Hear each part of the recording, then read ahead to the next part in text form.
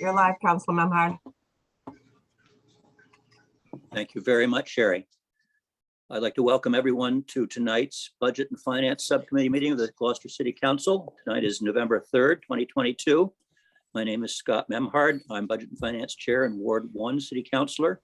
With us as well is our Vice Chair, Councilor at Large Tony Gross, and our third committee member is Councilor Jeff Worthley at Large.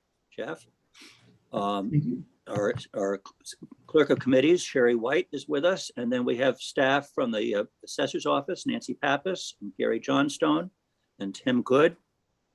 Our city auditor, Kenny Costa, city CFO, John Dunn, fire chief, Eric Smith, police chief, Ed Connolly, school committee chair, Kathy Clancy, and Kevin Gargan. And Kevin, I don't know your title, I'm sorry, but I believe that's everyone. I'm here as well, Gary Frisch, CFO. Oh, Gary, how could I miss you? That's all right. You're the big item tonight. You're our hot ticket. We're happy to be here. Yeah, we'll be taking things out of order, and you will be first.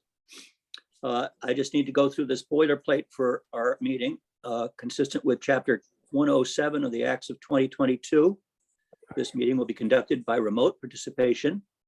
The public may not physically attend this meeting, but every effort will be made to allow the public to view and to listen to the meeting in real time and to participate when necessary. And if you're calling in on a phone, you can press *9 to request to speak. And if you're watching on a computer or device, there is a raised hand button that you can tap or press to request to speak. And please use either of these options to be recognized to speak. I would also mention that this is our last Zoom hybrid meeting at this point, and that in 2 weeks on Thursday, we will be meeting at the Gloucester Harbor Master's office with the committee in person and others able to participate either in person or remotely via Zoom. So that'll be a step in our recovery from COVID and being able to meet increasingly in person and face-to-face, although Zoom has been a wonderful option for allowing people to participate comfortably from their homes. And we've seen a spike of attendance as a result of that. We are going to take things out of order this evening to accommodate folks' schedule. We're going to deal with the tax shift later in the agenda rather than first. Sorry. So the first item I'm going to have us with would be Gary Frisch and the item regarding the loan order for the Amelia School.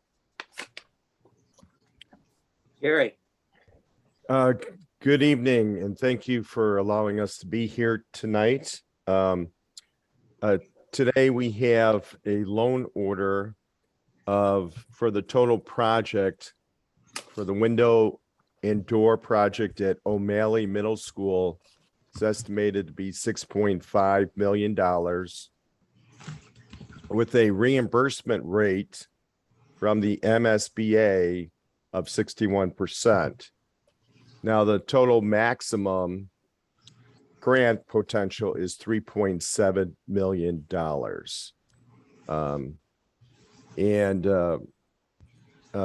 Mr. Dunn, CFO for the city, has provided the memo that essentially states exactly what I just said. And he has backup information attached to his memorandum. So I'm here basically with our chair of the school committee, Kathy Clancy, to answer any questions that you have. The project would begin with procurement in November, and then the construction would begin in January, with the major renovation work would occur in the summer of 2023, with a closeout of September 2023. So we're happy to answer any questions you have about the project, and we're excited about it. The windows are original to the building, 50 years old, so they're well past their life cycle. And we're fortunate to receive the grant from MSBA with a total reimbursement of up to 61%. which translates into 56%. Your 3.7 million is 56% rather than the maximum of 61.2% or 2%. Is that correct? Yes, yes. That's what you quoted was the effective rate. And there are a very minor amount that was not eligible, approximately $300,000 that was from a skylight dome window in the library. That wasn't eligible, but we're going to have that as a bid alternate. So depending upon the bid prices, we'll be able to do it if it's within the total estimated cost. Does Kathy or anybody else want to speak further on this project? Scott, yes, thank you for that. So just to follow up what Gary said, we are so fortunate that the Massachusetts School Building Authority has this particular accelerated repair program. As you may recall, we did roofs on our buildings, seems like quite a while ago, but that got some of our buildings through for a long time. So we benefited from them for that particular project. And now we have this one, which is, obviously a very necessary project. And I will tell you that today I learned that the MSBA has actually stopped accepting applications for accelerated repair. They've put this program on hold. They're still doing core building projects for new schools or renovated schools, but they are putting a hold based on the economy and material issues on these kinds of projects, so we are very, very fortunate to have been already in the pipeline and at this stage in the project. I would say so. Counselors, do you have any other questions or comments for Gary or Kathy Clancy? Counselor Gross, formerly of the school committee. Do I see a 90-day deadline on this? To have the appropriation in? It is for the loan order, the funding needs to be approved by within 90 days of the date that we receive the project funding agreement from Massachusetts School Building Authority. So the end of November will be fine. I've notified MSBA that the date of November 22nd is the date that the school or the city council will be taking up the action item to approve the project funding agreement as well as the loan order. So they've been notified. Yeah, I see the countdown started August 31st. Right. Okay. So we're getting towards the end of that time frame. Yes, we are. And we won't have it available to us if we don't act on it now. And also, does any of this, none of this money is part of the security of the foyer, correct? Correct. Okay. All right. That's it. Thank you, Councilor Gross. Councilor Worthley. Just in general, first of all, thank you, Kathy, and thank you, Gary, for your presentation. This is helpful. I think we're fortunate that the SBA is willing to support this. We're also fortunate that the original work lasted 50 years or whatever it is. I mean, really remarkable to think that whatever technology and materials they had 50 years ago has survived where it is today. I don't expect that there'll be the same life expectancy for these, but I'd like to know if you have any guarantees from contractors or from materials or a general sense how long you think these will last. If you think it'll be another 50 years, or is it probably closer to something that we all know, our own properties. Any suggestions on that?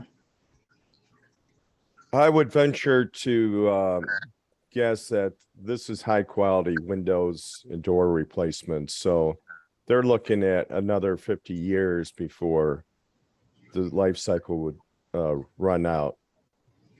Great. And this will bring, I just want to just add that this will bring additional energy savings to the city from keeping the cold air out of the building and the warm air out in the summertime and the Mhm. cold air out during the wintertime. So there'll be additional savings accruing to the city. Great. So I'm not in the building trades. Someone said to me recently, that sounds like a lot of money. I have no perspective on how much windows and doors cost. And I'm saying that genuinely. If you told me it was 10 million, if you told me 1 million, I wouldn't have a barometer for that. I'm assuming this is your best guess on what other schools are costing for these kinds of projects. Is that high? Is it low? Is it in the middle? Obviously, we'll be getting bids at some point, but can you help educate me on that a little bit? Right. The architect reached out to contractors as well as had an independent cost estimator come in and determine this pricing. So obviously, you're correct that bids will give the final, accurate price, but we expect it to be within very close to what the architects and the cost estimator came up to. Okay. And then Councilor Gross asked a question. I think he was asking a similar question. The doors, this is mainly the main office doors, or is it every door in the building? Every exterior door in the building. That's what I meant.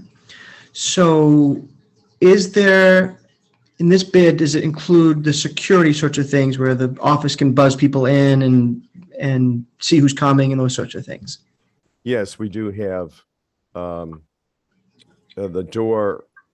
On several doors, we do have the alarm to buzz in and buzz out. Right. So this is this is not eliminating that. This is replacing what's there, including the security. Yes. Okay. I have no further questions. Thank you for your time. Councilor Gross. Yeah, if I could have a follow-up, and I could be remembering and confusing it with Fuller, but were several of the windows there at one time plexiglass? Did we have to fill them with plexiglass? Or is that, Kathy, do you remember? I don't remember. I do know that all the windows are single pane at O'Malley's. All right, thanks. No other councilor questions? No, they've done their homework. Kenny, please. Yeah, I just want, just so with the MSBA deadline at the end of the month, the November 22nd meeting, we should probably think about a motion to reconsider at that meeting to expedite the process. That would make sense. Yeah. Thank you. Don't want to lose this timing window at this point. Correct. Can you remind us again at the council level, Absolutely. just in case we forget? Thank you. I'm sure there'll be lots of reminders between Kathy and Gary and True. all the rest of us. If there are no other questions at this time, I'll go ahead and read the formal motion. This is to recommend that the city council approve the loan order as follows. Order that the city of Gloucester appropriates the amount of $6,500,000 for the purpose of paying costs of replacement of windows and doors. And it says roof here in the motion. Kenny, is that correct? Windows and doors at the O'Malley's. There's a word roof that sort of sticks in here in the printed motion. It is correct. Windows, doors, and roof at the Ralph B. O'Malley Middle School, including the payment of all costs incidental or related thereto hereafter the project, which proposed repair project would materially extend the useful life of the school and preserve an asset that otherwise is capable of supporting the required educational program, and for which the city may be eligible for a grant from the Massachusetts School Building Authority, the MSBA. Said amount to be expended under the direction of the appropriate school building committee. To meet this appropriation, the treasurer, with the approval of the mayor, is authorized to borrow said amount under Mass General Law, Chapter 44, or pursuant to any other enabling authority. The city acknowledges that the MSBA's grant program is a non-entitlement discretionary program based on need as determined by the MSBA, and any project costs the city incurs in excess of any grant approved by and received from the MSBA shall be the sole responsibility of the city. Provided further that any grant that the city may receive from the MSBA for the project shall not exceed the lesser of 61.02% of eligible approved project costs as determined by the MSBA, or number two, the total maximum grant amount determined by the MSBA, and that the amount of borrowing authorized pursuant to this vote shall be reduced by any grant amount set forth in the project funding agreement that may be executed between the city and the MSBA. Further ordered that any premium received by the city upon the sale of any bonds or notes approved by this vote, less any premium applied to the payment of the costs of issuance of such bonds or notes, may be applied to the payment of costs approved by this vote in accordance with Chapter 44, Section 20 of the general laws, thereby reducing the amount authorized to be borrowed to pay such costs by a like amount.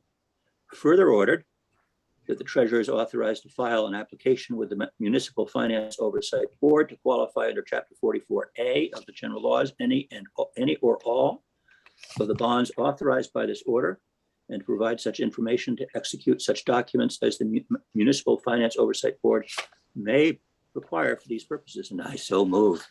Second. Could you repeat the motion for me? Yeah, I'll do it again quickly, Jeff, or maybe you'd like to jump in.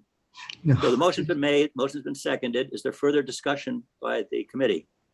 I would just, if I may, Mr. Chair, that let's not forget that in the not too recent past, we didn't do these types of things, and we are paying dearly for it. We're looking at, $60 million to build a new elementary school, to build this middle school, $100 million, so let's not forget, while this seems like a fair amount of money, it's, we are getting a big percentage of it reimbursed, and we didn't take these steps in the not too distant past. So I just want to let everybody know that these are necessary things that you have to do to preserve your assets. Thank you for saying that. And thank you to the school committee for taking the lead on this. I'm grateful. Yeah, I agree with Councilor Gross. Point well made. And this reflects forward thinking and commitment to preserving the quality of the structures that we educate in and under. If there's no further discussion, I would motion is made and seconded. Roll call vote. Councilor Gross, Yes. Councilor Worthley, Yes. Councilor Memhard, yes. The motion passes unanimously on a vote of 3-0. And we thank the school committee and Gary for your work on this, and we'll look forward to bringing it before the full council and making a motion to reconsider at that time so that we don't risk our eligibility for that reimbursement. Thank you so much. Thank you. Thank you all. Thank you, Gary. Thank you, Kathy. We're going to jump back to item number 2 on our agenda, which is the memorandum and grant application checklist from our police chief requesting a fiscal year 2023 state 911 EMD grant in the amount of $36,915.68. Chief, we're in your hands. Evening, counselors. It's been a little while since I've been here. Excited Welcome. to see everybody. So I don't have anything super exciting. These are 2 grants that we get annually. One is what we use to fund our emergency medical dispatch quality assurance program, which is required by the state. This pays for some of our supervisors to review a certain percentage of our 911 calls that have a medical component to where emergency medical dispatch procedures and protocols were applied. And the second, we only doing one, or do we take both, Mr. Chairman? Well, you can do the second one. right along, sure. Okay, so the EMD one is the one for 36,915.68, and then the support and incentive grant is for $102,983. That pays for a portion of our required 911 training that each dispatcher is required to be certified, and also pays for a support, a technology support contract that we've had with a vendor for a very long time. That basically, we have systems that go down, we have a vendor we call that comes in and conducts any type of repair or software upgrades that we need for our enhanced 911 system. Excellent. Good to me. Counselors, are there any questions on these two items from the fire department, Police department. police Yes. department? You don't have your hat on, Ed, so I can't tell which department we're looking at. So, yeah, I And have- there's a little something going on too. Is that a challenge at the department? So it's a little, council, it's a little bit of both, two things. First, I had a boating accident this summer. I received a sun rash on the side of my face. So I was told I couldn't shave for 2 weeks, and it happened to fall along with our No Shave November fundraiser. So I'm taking, first time in my life, I'm taking a shot at it. I don't know how much longer it's going to last. All for you. Counselor Gross. Yeah, Chief, the IT vendor, is that just for the 911? Well, it's difficult, council, to pull it apart because our 911 system is incorporated into our records management system, all run by TriTech, and so they oversee both. So if we have a issue with our what we call a CAD system, a computer aided dispatch, or if we have an issue with our records management software in the back end of that, which is the database, they handle both of those issues for us. So it's in the grant for the 911, but that's okay, Correct. that it's used outside of that? The scope of services kind of outline what is what. So I think we have a separate contract for some of the other things that they do. But in terms of it's just difficult to kind of tinker with separate just enhanced 911 stuff. It all integrates into our database. So those sort of all wrapped around. The other services, when they are actually, it's Delphi Technologies. When Delphi Technologies is working on our database alone, there's actually a separate contract for that. But I can't really bifurcate both those things. Now, has this been grant funded every year, this IT contract? Well, in terms of the 911, yes. So, because I couldn't find it in your budget, the vendor for this. So I assume that this is the whole, their entire contract is the 31 or whatever it was. 36.9. 36.9 is, yeah, is that's their entire contract, or is it also, does it expand into other areas after that? As far as I know, in terms of our dispatch center, that's it. We don't have a Right. separate contract with them for our dispatch center. And that's just for, well, what I'm getting at is your IT support for the rest of the department, is that run through our IT department, or is it run through these guys? Oh, well, a little bit, we have a little bit of all of that. We have an internal IT Officer Sean Bushy, who oversees all of our technology, everything from cameras all the way down to our dispatch to these other things. And they work together with our city IT, and when necessary, when it sort of falls outside of their scope of expertise, we pull in one of these contractors. Okay, and just, all right, thanks for that. That clarifies that. And just has it always stayed within, or we had to go into time and materials on this? Just off the top of your head, do you remember? Off the top of my head, we've never had a non-reimbursable expense associated with our 911 system. All right, great, thanks. Thank you. Counselor Worthley. Yeah, just a question. It's more a process. It might be a question for Kenny. Are we accepting, what I see is first a letter to the mayor asking him to accept the application. And then in the packet, I see grant funds of $36,915. Are we just accepting a grant at this point? Through the chair, correct. So the grant's been awarded by the state. So at this point, we're accepting the grant. Okay, then and there's no match, right? This is a no-brainer to me. I That's warned what you, it says. Council Worthley, this was not going to be exciting. You did warn me. Did you say you got a sun rash and a boating accident? I didn't connect those two dots, though. Yeah, it was a boat. I had a boating accident. I got a sun rash. Yeah, that's. Okay.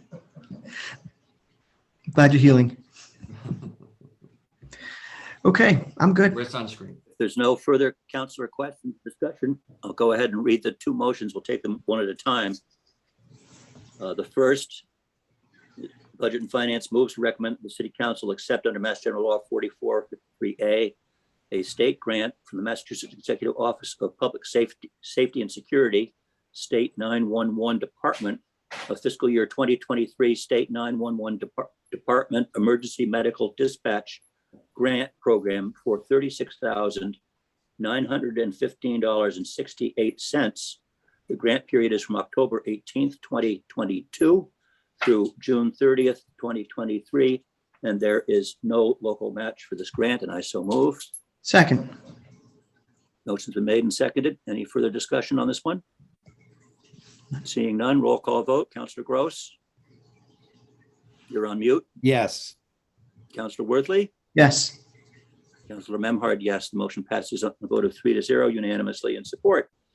And then the second item, Budget and Finance would move to recommend that the City Council accept under Mass General Law 4453A a state grant from the Massachusetts Executive Office of Public Safety and Security, State 911 Department, a fiscal year 2023 State 911 Department Support and Incentive Grant Program for $102,983. The grant period is from October 18th, 2022 through June 30th, 2023. And again, there is no local match for this grant, and I so move. Second. Second. Tony. Motion's been made and seconded. Roll call vote. Councillor Gross, Yes. Councillor Worthley, Yes. Councillor Memhard, yes. Again, the motion passes on a vote of 3 in favor, 0 opposed, Thank you, Chief. with unanimous support. Thank you, Chief. Thank you, Now, I Council. should have known that, you're always a little more concise than the other chief involved here, so I appreciate that in your narrative. The other chief gets paid by the dollar, by the word, I'm sorry.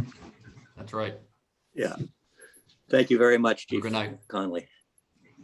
So the next item on our agenda this evening is from our other chief, Chief Smith. Welcome.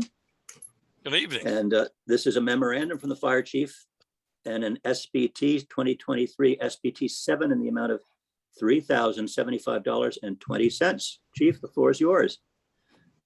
Yes, so this evening we're just bringing before you the SBT to pay for the background investigations. I think we did one maybe in the last round, very similar. So it's background investigations for new hires that are in the process as we're trying to fill vacancies, and pretty straightforward. Thank you. Yeah, I recall the recent one that we just did. Counselor, do you have any questions? I was a little confused. It was deja vu all over again. Checking out a few more backgrounds. Well, that's a step in the right direction, I hope. It is. Any other counselor questions? Seeing none, I would move that the Budget and Finance Committee recommends the City Council approve a special budgetary transfer 2023 SBT 7 in the amount of $3,075.20 from fire purchase of services account number as noted to the police uniform overtime account number as noted for the purpose of background investigations for the fire department. And I so move. Second. Any further discussion? Roll call vote. Councillor Gross, Yes. Councillor Worthley, Yes. Councillor Memhard, yes. The motion again passes on a vote of 3 in favor, 0 opposed. So we have unanimous support. And then the next one is a memorandum from the EMS coordinator regarding our ambulance billing and collection services contract. Good evening. We're looking for a 6-year term due to the complex nature of medical billing and emergency medical services in the public sector. We're looking for a more robust service. We are in the process of switching our electronic patient care report system from Zoll RescueNet to ESO. They've promised better results on the collection side of things, or is it the sort of industry standard? Yeah, it's industry standard. We're looking at an increase right now based off of what we've seen from proposals, from a 3% increase to a 5.5% increase. Okay. That's a tough part of the business, isn't it, Kevin? Absolutely. Provide the service and sometimes get paid and sometimes not. Counselors, any questions? Counselor Gross. Is there an escalator in this, or is it when you bid it, it's the same price every year if it's going into a 6-year contract? It is going to be the same price every year for the whole Okay. 6-year term. All right, thanks. That's it. Counselor Worthley? May I ask questions about medical billing, or are we just making this really only about funding this new contract? I would say really what's before us is the ambulance billing and collection services contract specifically. Okay. I do have questions about that, but that can wait for another day. Okay, I understood. I appreciate and support this. If there's no other discussion on this item, I will read the motion, which is to have the Budget and Finance Committee move to recommend to the City Council authorize the Gloucester Fire Department to seek a contract term for a 6-year cycle for the singular purpose of a contract for the Gloucester Fire Department ambulance service billing. Looking for a second? Second. Any further questions? Very good. Roll call vote. Counselor Gross, Yes. Counselor Worthley, Yes. Counselor Memhard, yes. Motion passes on a vote of 3 in favor, 0 opposed, unanimous support. Thank you very much, Kevin, and good luck. Thank you. Thank you. So Sherry, unless let's see. I'd like to just draw attention Do we to the want- fact we have Councilor O'Hara, Councilor Gilman on the meeting tonight. Thank you. So we have a quorum with the council. Mhm. Kenny and John, do we want to do the CFO memorandum for SBT 5, or we want to go to Sachs class? What's your preference here? I would say tax classification, since John and myself will be here to the end, unless John differs. Nope, Kenny, I agree. Yep, absolutely. And I appreciate the forbearance of our assessor's office staff to stay with us through to this point. So thank you all, Nancy and Gary and Tim. So the item then before us is memorandum from our principal assessor, that's Nancy Pappas, regarding tax classification. And this is an item that's been continued from October 20th, 2022. Nancy, the floor is yours. Thank you. Good evening, everyone. The assessed values for fiscal 23 and new growth were approved by the Department of Revenue on October 18th. This allows us to move forward with the tax classification process. There are 4 options to consider, none of which change the total tax levy. As there are no parcels classified as open space and the mayor has not chosen to adopt either the residential exemption or the small commercial exemption, the focus this evening is on determining whether or not to shift a portion of the tax levy from one class of property to another. To do so, a residential factor must be adopted, and this determines the share of the levy that each class of property will bear. If you bear with me, I will share my screen so you can see where I am in the packet.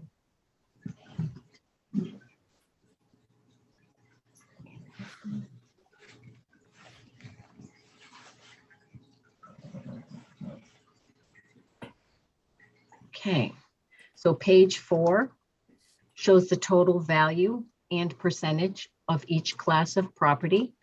The residential class makes up 91.29%, And the commercial, industrial, and personal property is 8.71%. The total taxable value of the city this year increased just over 16%. And based on the sales analysis, increases to the residential class as a whole were close to 16% as well. Within the residential class, the single families saw increases close to 16%. Condominiums were approximately 11%, 2 and 3 family dwellings, 19.5%, and apartments, 21%. Also, based on the sales analysis, the commercial class as a whole increased 9.5%, and the industrial class approximately 7.5%. So overall, there were more significant increases in terms of market adjustments on the residential side.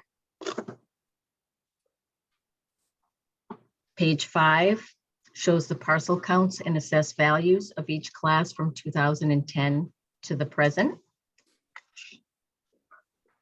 Page 6 shows the historic shift factors that have been adopted over the years. And again, it's the residential factor, the underlying residential factor that what is voted on this evening. Page 7 is the calculation of the maximum allowable levy. It starts with the fiscal 22 levy limit, which is reduced slightly by amended fiscal 22 new growth. Added to that is the Prop 2.5 increase, residential new growth, commercial, industrial, and personal property new growth, which results in the fiscal 2023 levy limit. To that are added the debt exclusions, the CSO debt exclusion, water debt exclusion, and the East Gloucester and Veterans Elementary School debt exclusion. That results in the maximum allowable levy for fiscal 23, and that number divided by the value of all parcels in the city results in a tax rate at a factor of 1 of 10.62. The factor of 1 would result in the same tax rate for all classes of property, and any factor other than 1 would shift a portion of the tax levy to another class. Page 8 shows the approximate tax rates that results from the various shifts to the CIP class. And the maximum shift allowed by the state is 1.5, which is at the bottom of the page. Page 9 shows a comparison of levies by class at various shift factors. The tax rates are rounded and approximate so as not to exceed the maximum allowable levy. And in the right-hand column, you can see the difference in the levy that each class would bring in after the shift. Page 10 shows changes in tax dollars for properties valued at different levels at various shifts. It shows the savings to the residential parcels and the increase in tax dollars for commercial, industrial, and personal property taxpayers. This year, the average single-family home is close to $800,000 in value. The median single-family home is $583,600. So looking at the center column of $500,000 at a factor of 1, all taxpayers would pay $5,310. At a shift of 1.03, the residential taxpayers would see a savings of $15 on an annual basis, and the commercial, industrial, and personal property taxpayer would pay an additional $160. The maximum shift of 150 is shown at the bottom of that column. And in that case, shifting to the maximum, the residential taxpayer sees a savings of $255, while the commercial, industrial, or personal property taxpayer would pay an additional $2,655. The remainder of the packet explains the open space discount and the residential and small commercial exemptions, which are not viable options this year. As Councillor Memhart pointed out, Gary Johnstone and Tim Good, the other 2 assessors, are here. So if you have any questions, we will do our best to answer them. Thank you, Nancy. You're welcome.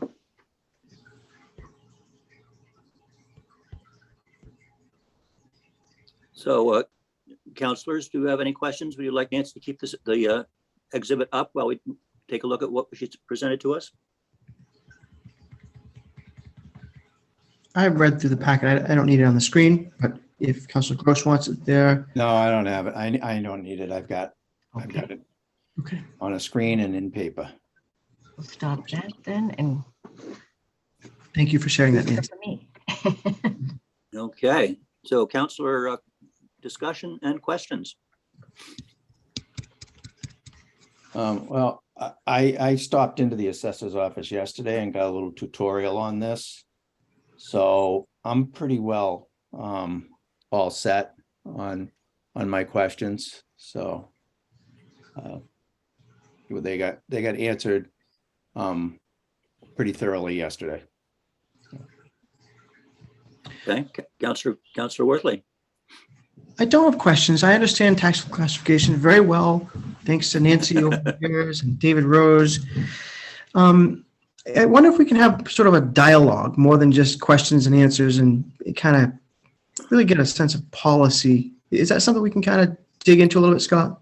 I would welcome that discussion, and I think it would be helpful for the assessor's office to bring us up to speed on, the differential that we all always are balancing here is the valuation increase, particularly for the residential sector. And it sounded like the apartment at 21%, 1 and 2 families, 19%, condos at 11%, average of 16% on the residential side, increase in valuations versus our relatively stagnant commercial industrial base, which used to be a much more substantial part of the community's economy and has dwindled now to this sort of modest 8.71%, unfortunately, which means that we're that much more of a bedroom community, and the jobs are not here. They're off the Cape in many situations. So, Jeff, do you have a particular avenue that you'd like to present and pursue? Yeah, so for full disclosure, I did work for the Cape Ann Chamber of Commerce for 4 years.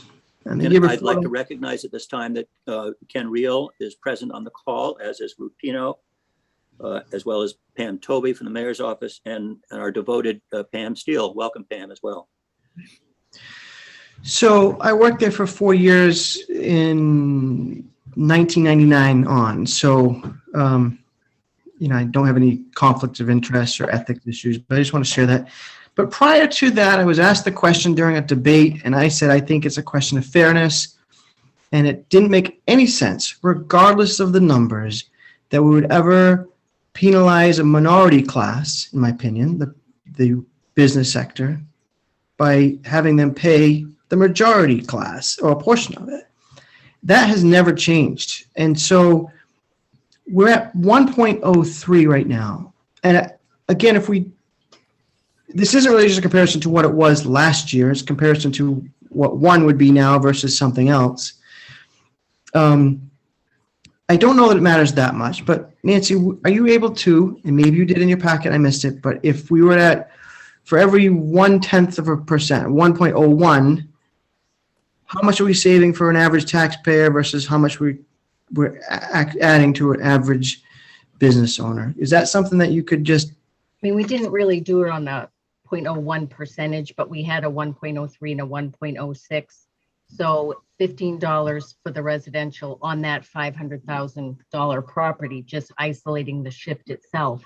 If you go to the 1.06, they're saving 30. But the commercial industrial property, it would be 160 that they're paying extra, or the 320. Right. So when you shift onto a smaller class, you do have to be cognizant of the impact. And if you look at how that progresses on page 10, you can see where it gets to a point that it makes a considerable difference. So my mindset on this is simply, property values have gone up and we want to make a move that might save $15. I'm not saying I'm not rich. If I found $15 blowing in the wind, I'd grab it, right? But I think from a policy standpoint, if we are saying to our existing business class, well, that's okay, we'll just shift it to you, but also from a policy standpoint of if I'm in the economic development department and I'm trying to bring businesses here, in my strong opinion is if we have a floating number based on who won what election, we're showing inconsistency. We're showing the things that business owners don't like when they look at their budgets or when they're hiring people. And if at the end of the day, this means we have one more business.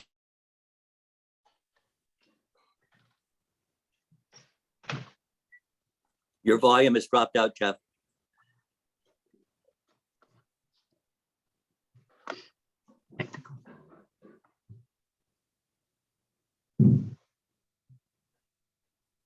Hello? Yes, you're with us. Oh, I'm sorry. I don't know where I About lost. half a minute. I can't really.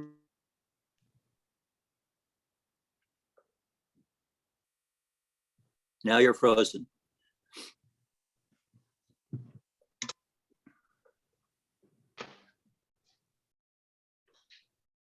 We won't have to deal with this when we're in person starting. in 2 Has a weeks. factor of 1.0 versus coming to Gloucester. And I think, wait a minute, today it's only 1.03, but next year it could be 1.3 or whatever.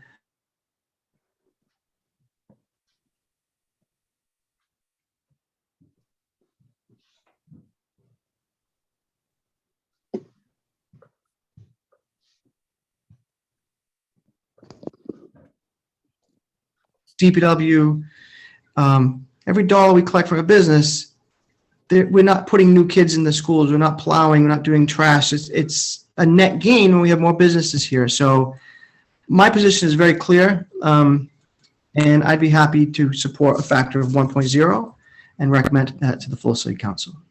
Thank you, Jeff. We missed a little bit of your dialogue there, but I think we understand the gist of it very much. So thank you. Yep, no You problem. obviously put a lot of thought and consistent. Yeah, and it's kind of just, it's fairness to me. It's not even a speech I got to give. It's just, if we had 9 people on this meeting tonight, right, and we had pizza, unless you're lactose intolerant or whatever, we're going to split it 9 ways, Yeah. right? Councilor Gross, would you like to comment about your view on this matter? Well, I guess I agree with Councilor Worthley on the fairness issue and back when it was, such a huge discrepancy between business and that made no sense to me whatsoever. It has over the last few years been brought to within a reasonable number, and so it's made much less of a difference. But his point is well taken that $15 on a $500,000 home, the average medium is, sorry, my dog is having a little coughing fit. Abby's not home, so I have to leave the door open. Sorry about that. But it doesn't, I agree with them, but I don't know if there's a huge reason to change it either. $160 for a business also, which I would assume, and answer me is this tax deductible for a business? John, you're muted. Yes, it is. So taxes are deductible on your, expense report. Yep. And not so much, not on residential though. No, it's deductible on residential too. Yep. It would go on your Schedule A. Yep. Yep. Very good, Kenny. Thank you. Well, I've prepared many tax returns in my day. I'm sure you have. Yep. We always had business expenses for our residents, so I knew that fit in. I didn't know if on straight residential. So this will be our first year of filing without it. So, and I thought that somewhere in here, and I guess I'm not finding it, was a comparison with other communities. Was it in here? It's not included in the packet, but we do have that information with us. Tim Good has a list of all communities. I think when you were in, Counselor, that we talked about some of the other Essex County communities. Right. Yeah. So in terms of what do they shift nearby communities? Yeah. Beverly, Salem. City of Beverly, it's pretty vast array of what people do. So City of Beverly, this is all based on fiscal 22 data. They have a 12.68 CIP and they shift basically to the max. It's almost 175, 1.75 if it's rounded. That's right. Yeah. Peabody also with the bigger commercial base, though they have 17.92, they shift to 1.75. Salem, also a bigger percentage though, 17% CIP, and they did a shift last year of 1.7. Then you have North Andover, we have 12% and it's a 1.32 shift. But you also have a lot of people that have roughly a 9% share similar to us. But they're smaller communities, Essex, Georgetown, both a 1, Ipswich is a 1. Newburyport with 12% is a 1. Lynn with 10 is a 1.75. So you get a vast array of what people do. Sometimes they're trying to maintain the historic percentage that each class has been bringing in. I mean, there's a number of reasons why they might choose to do so, but it goes from one extreme to another, basically. But the fact that if you have more industry in the community, I think when I did this analysis in depth several years ago, the best subsidized community tax rate was the community on the South Shore that had a nuclear power plant within the town boundaries. And you know, having a lot of industry in your community or a big investment by commercial industrial enterprise it makes it easier for the residents to ride on those coattails. And you know, my desire, as I think Jeff expressed, is that it'd be great if we could get our harbor reactivated and back in as an active industrial park the way we, at this point, Blackburn's built out. There's one final parcel that's being built upon right now, and the other industrial parks are as well. So there's very little opportunity other than the harbor, which is clearly struggling if you look around at the business properties along Commercial Street or Main Street. We're being hurt by becoming increasingly a bedroom community, and people are coming here for their homes or even their vacation homes, and there are very few jobs available within the community for those who live here. So, Councilor Gross. Also, I mean, communities that have a much larger industrial and commercial base, also those industrial commercial bases require more services than ours do. So that's another aspect to think about, that, you know, we're a lot of service is a lot of our stuff. We do have some manufacturing still. I mean, we have some big manufacturing, but they don't have quite the liability that some of those others may have on, you know, that are working with volatile chemicals or different things like that. So anyway. Any other insights that we'd like to balance before we go ahead and have a vote and recommendation to the full council?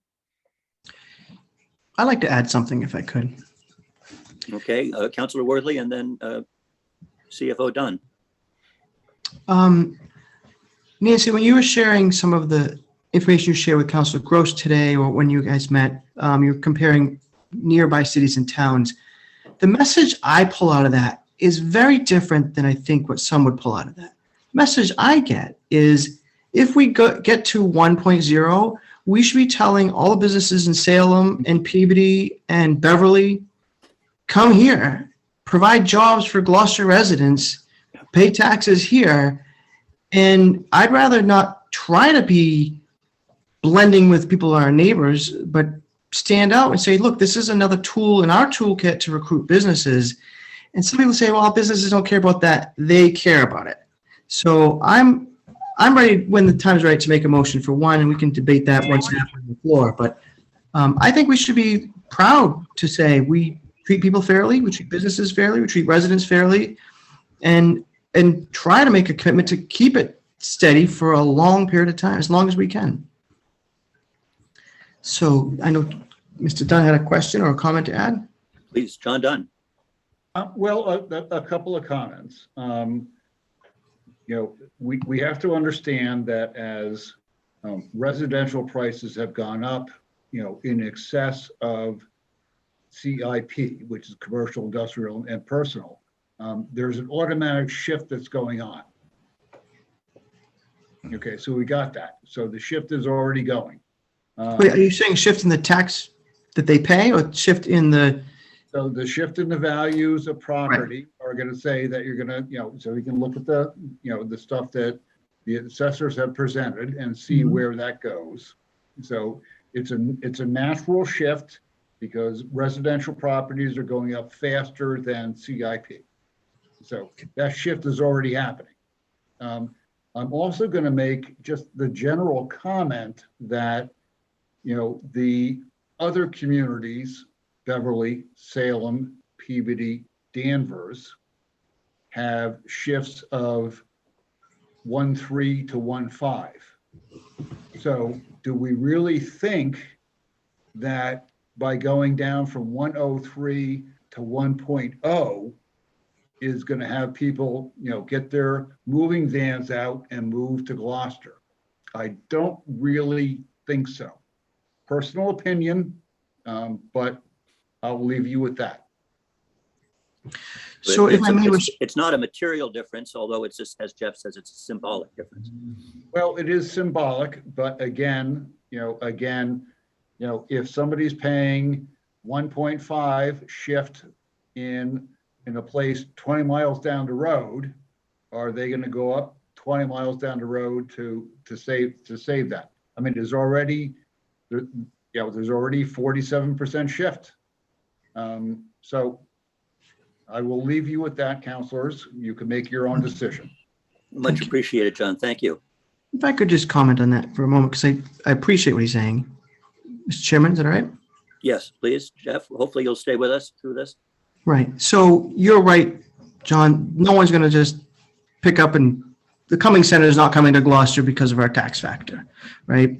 But if I'm a Gloucester business owner or entrepreneur thinking about going to business, or if I'm not sure if I'm going to be in my hometown of Beverly or in Gloucester, that might be a reason to open up a business in Gloucester versus somewhere else. So you're right, they're not going to just move. But nonetheless, for me, it's like I got to put my head on the pillow at night and say, did I do what I think is right and fair? And I don't think that this is going to make or break any resident. And I don't think it's going to make or break any business owner. But philosophically, I feel like it's a little bit discriminatory to say to one class business owners who don't vote, the majority gets to decide, the people that vote for us get to decide how we treat them. It just does, it goes against every grain of my body with fairness. And so the numbers matter, but philosophically, they don't. All right, I guess I would have one more comment, Counselor, Yes, John.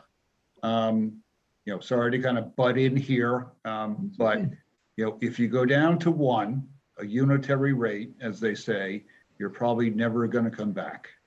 Mhm. So think about that a little bit. I must admit, the total bucket of taxation is not going to change. But, the ability to move around that shift may change, inevitably into the future. So I'm Interesting. over. Thank you. I'd like to go ahead and call the question if that's all right with folks. So, Mr. Worthley, did you want to make a motion?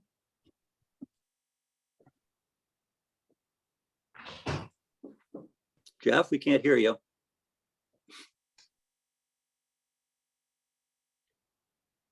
Jeff, do you want to make a motion? Yes, I froze again. I'm sorry. I'd like to make a motion that the Budget and Finance Committee makes a recommendation to full City Council to adopt a tax factor of 1.00, and I so move. Second. Kenny? Sorry, can we just amend that motion to say, adopt a residential tax classification factor of 1.00 for fiscal year 2023? I apologize. I just want to make sure we do this right. I did this without reading it, so I just did the old fashioned way. Just DOR, they're very particular how these motions are read. So I just want to make sure. And yes, I would agree with Kenny. Yeah, that's the way it should be read. Thank you. Sherry, do I need to say it again, or can we all agree that we add? I have your motion to move to recommend that the city council adopt a residential tax classification factor of 1.0000 for fiscal year 2023. And I seconded it. Is there any further discussion? Yeah. I like, while I see the merits of this, I did hear what John Dunn had to say about the realignment of the tax classification or the tax classes, and how they've already residential has already moved up to the gap between them and commercial is considerable on the increases that they've had. You know, we go 17.5%, single family 18.7%, 22.19% on 3-family properties compared to 8.5% and 7.5% on commercial and industrial. So we've already made that adjustment. So and also the point that we'll never get back to it, but it's also we can still tout that we are much lower, whether it's 1.3 or 1.0. We still had that advertising slogan is still available to us. It doesn't change much at all. So I'm inclined to want to stick with what we have. Councilor Worthley? Yes. So I see it again differently. I don't think a business owner should be penalized because a resident has more value in their home, right? Their residence value went up. They own that extra equity. And now we're punishing the business owner whose business didn't grow as fast or didn't have as much value. That it's kind of counterintuitive, right? Because your business didn't grow as much, we're going to tax you more. Again, we're only talking $162 or so, but philosophically, the resident owns the equity. And yes, if we didn't have Proposition 2.5, then their taxes would go up. We evaluate a third of the city at a time, so it's not always evenly 2.5%. But I don't think we should be penalizing any business. The idea that we couldn't go back up later, that just depends on political will down the road. And I respect it to be harder to go from 1.00 to something, but we did at one point, and I think we're as high as 1.39. For me, it's, again, philosophically, it's why would we penalize a business owner if a residential property went up in value? Doesn't make sense. I just want to, can I respond to that? If you're talking, you know, one to $1, yes, but you know, a home that was worth 400,000 is now worth 500,000. Am I muted? No. A home that's worth, you know, 400,000 went to, you know, 480, and a business that was worth 400,000 went to 410.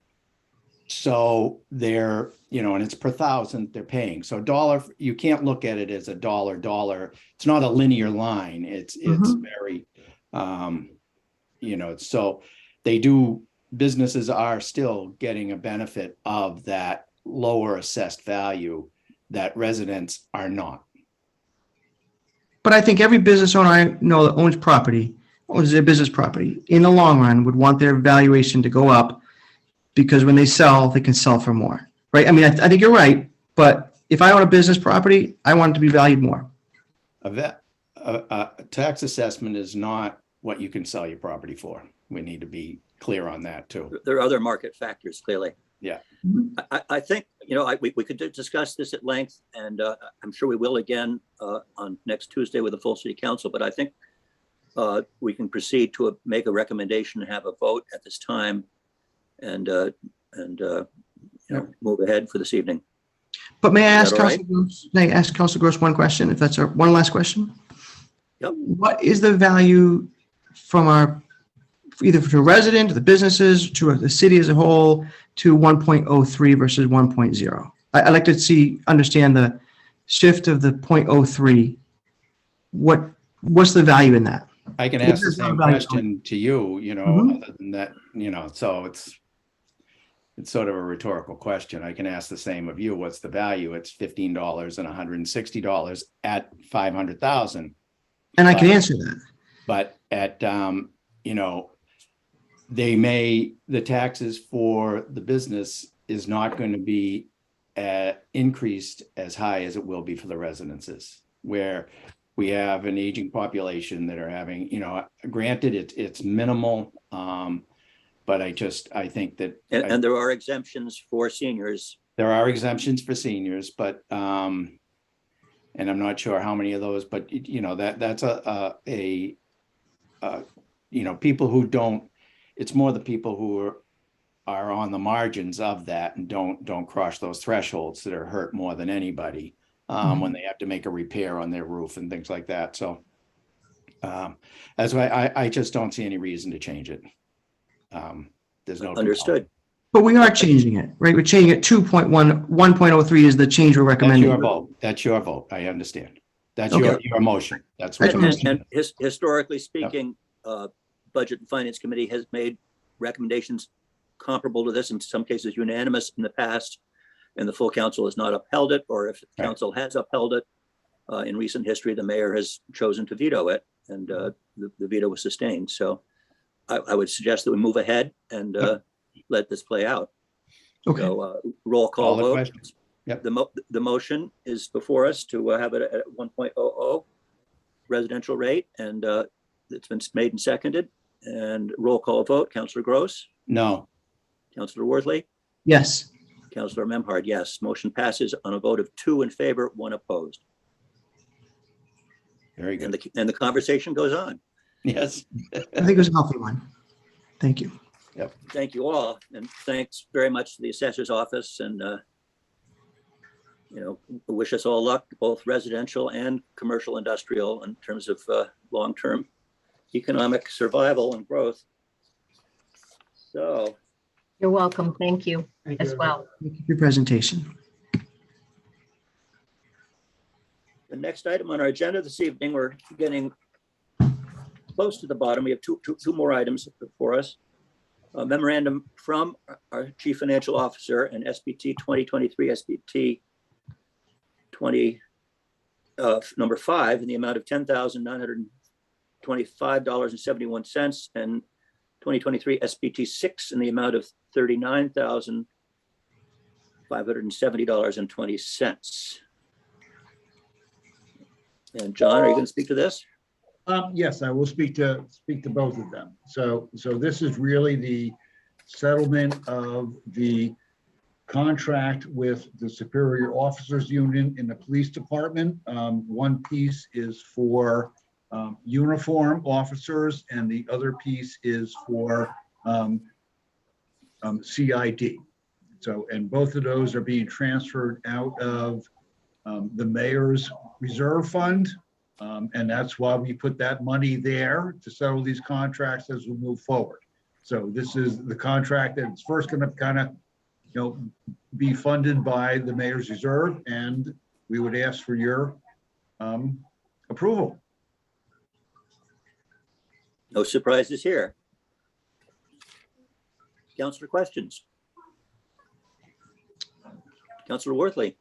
Yes, thank you. I'm sorry, I jumped. We're doing this is the funding for the Superior Officers contract, is that right?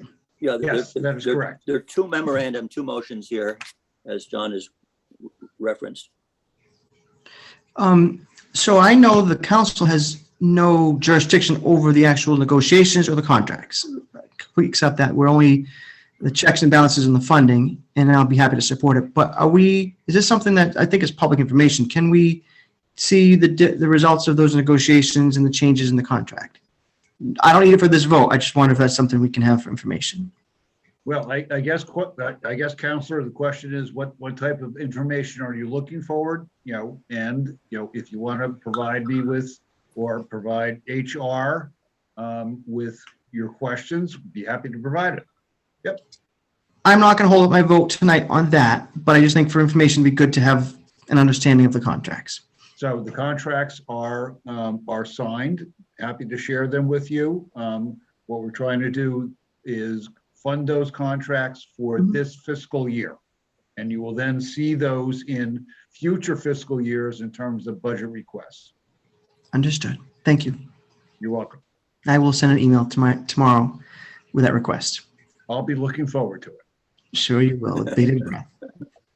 Counselor Gross, any question? Nope. I see where this comes from. You know, that was put there for this purpose on the budget that we voted. Although I do have a question for John. John, did you say that we can see the whole contract?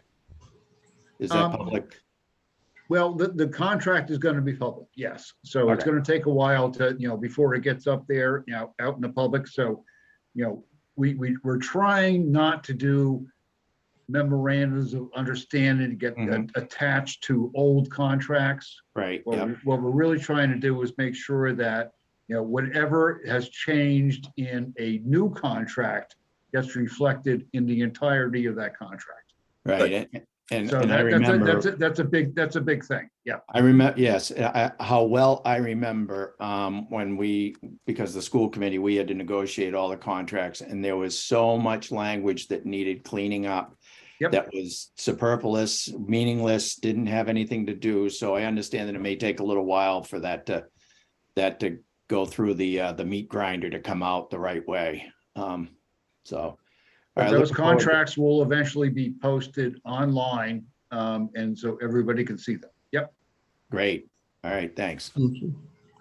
Thank you. If there's no further discussion, I'll go ahead and read the motions. They're two separate motions.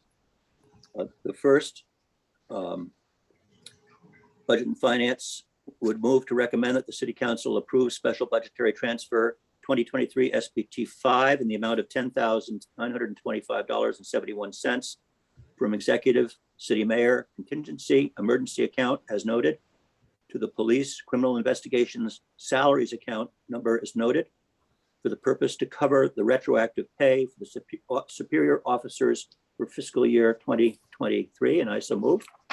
Second. Any further discussion? Motion's been made and seconded. A roll call vote. Councillor Gross, Yes.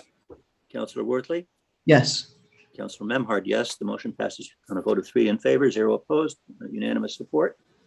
And the second part here is for Budget and Finance to move to recommend that the City Council approve special budgetary transfer 2023 SPT 6 in the amount of $39,570.20 from executive, city mayor, contingency emergency account number as noted, to the police uniform salaries account number as noted, for the purpose to cover the retroactive pay for the superior officers for fiscal year 2023, and I so move.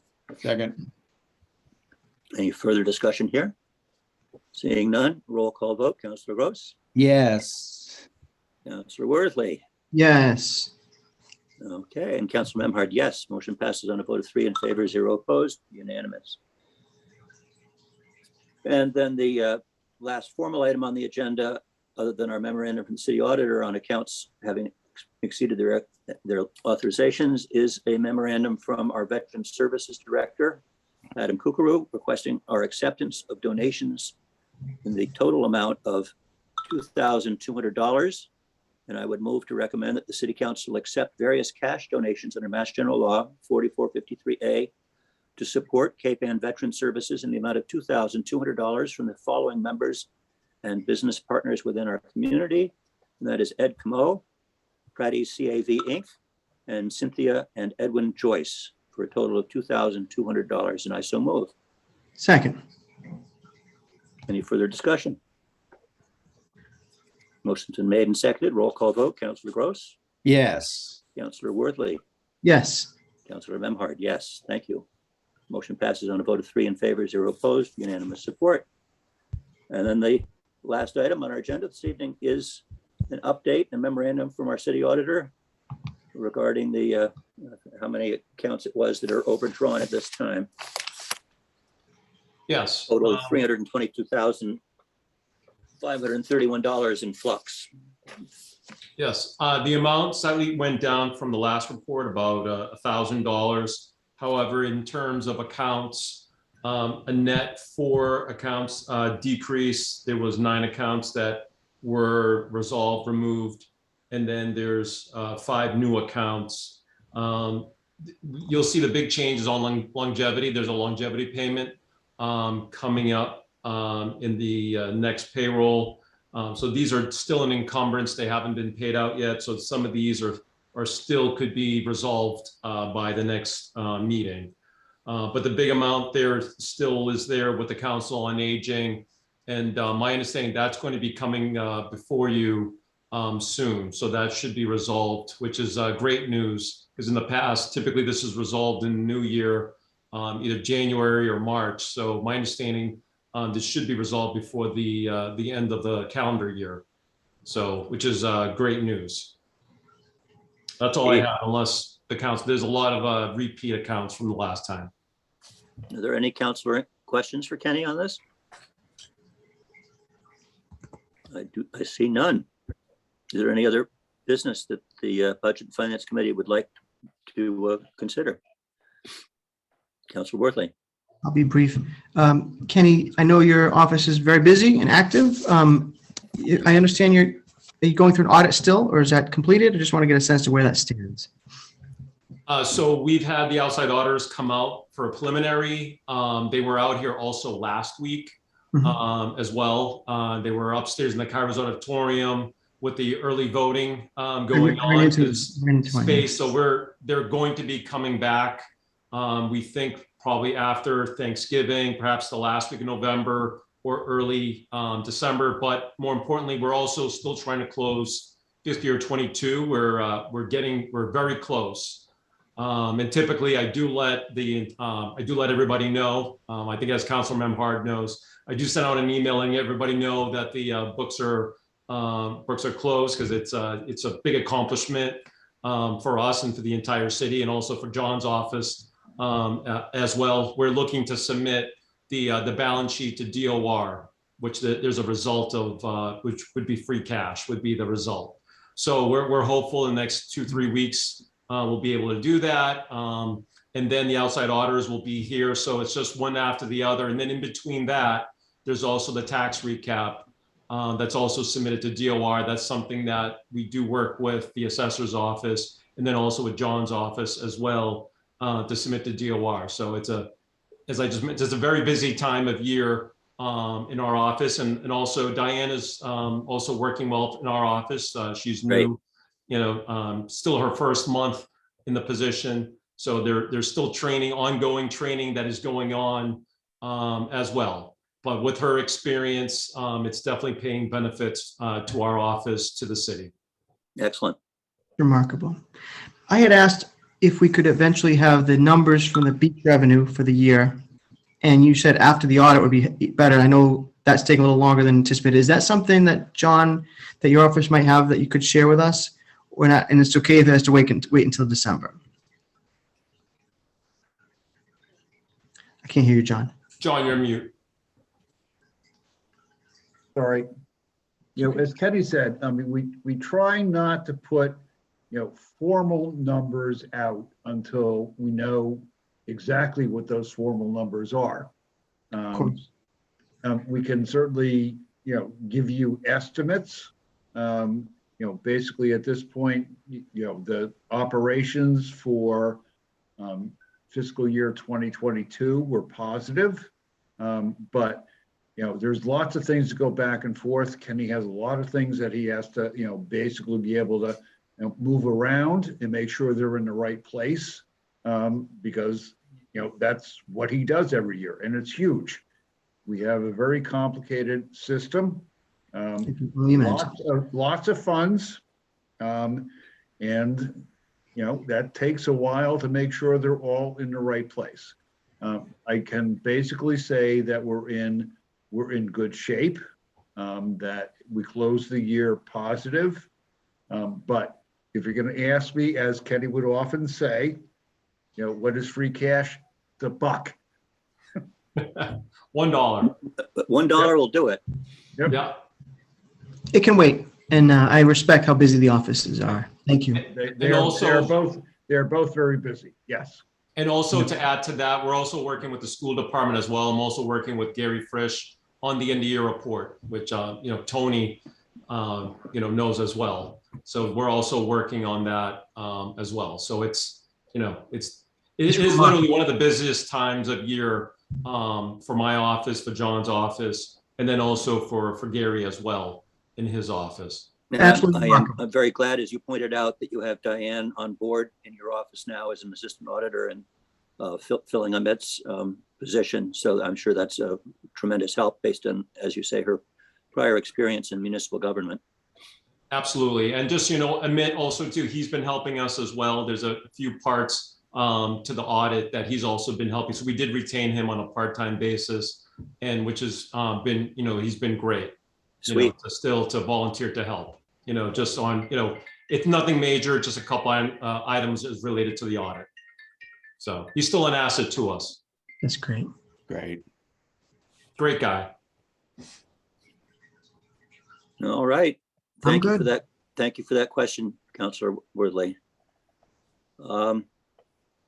If there's no other business before us this evening, I'm happy to entertain a motion to adjourn. So So moved. moved. Seconded. Second, Motion's been made and seconded by committee members. Yes. fielder's here. choice, Sherry. I'd like to thank Councillor O'Hara and Councillor Gilman for their attendance this evening and following this.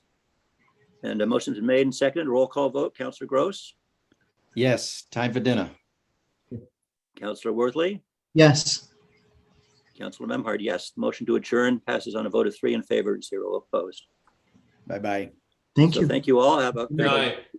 evening. Thanks, If we don't Sharon. see you, Bye. have a great Thank you, weekend guys. ahead. Good night, everyone. The weather is Bye. unbelievable. Thank you. Have a good night. Good Thank night. you.